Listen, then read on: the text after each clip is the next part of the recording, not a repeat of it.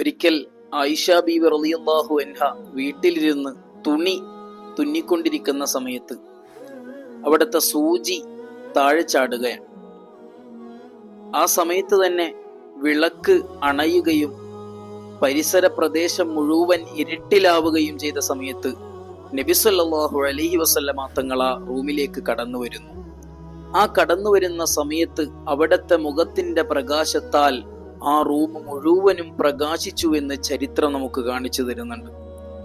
ഈ പ്രകാശത്തിന്റെ വെളിച്ചത്തിൽ മഹദിയായ ആയിഷ ബീവിക്ക് സൂചി എടുക്കാൻ കഴിഞ്ഞു എന്നാണ്. മാത്രമല്ല, ഈ പ്രകാശത്തെ മുത്തുനബി സല്ലല്ലാഹു അലൈഹി വസല്ലമ തങ്ങളിൽ കണ്ട ഉടനെ ആയിഷ ബീവി വല്ലാതെ സന്തോഷവതിയാകുന്ന ഒരു സന്ദർഭമുണ്ട്.